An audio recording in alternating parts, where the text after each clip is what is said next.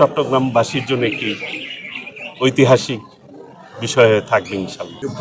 আমরা এই চিড়িয়াখানাটিকে সাফারি পার্কের আদলে এইটা আন্তর্জাতিক মানের আমরা করব।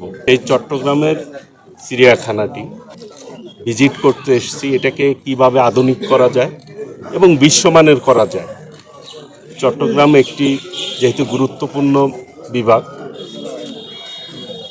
এবং বাংলাদেশের বাণিজ্যিক রাজধানী যেটি, এই চিড়িয়াখানাটি আমরা কিভাবে ডেভেলপ করতে পারি এবং মানুষের জন্য বিনোদন প্লাস শিক্ষণীয় কিছু বিষয় থাকে, যেরকম আমাদের ভবিষ্যৎ প্রজন্ম, স্কুলের কলেজের ছাত্রছাত্রীরা তাদের দেশের যে ঐতিহ্যবাহী প্রাণীগুলি তারা ধারণা নিবে, তাদের সম্পর্কে জানবে। সার্বিক বিষয় চিন্তা করে মাননীয় প্রধানমন্ত্রী বাংলাদেশের সকল চিড়িয়াখানাগুলি আমরা আধুনিক কিভাবে করা যায়, মানুষের দর্শকদের জন্য কিভাবে এটি তাদের চাহিদা উপযোগী করা যায়, সেই অনুযায়ী আমরা পদক্ষেপ নিচ্ছি এবং এটিকেও আমরা ইনশাল্লাহ আধুনিক করব, বিশ্বমানের করব।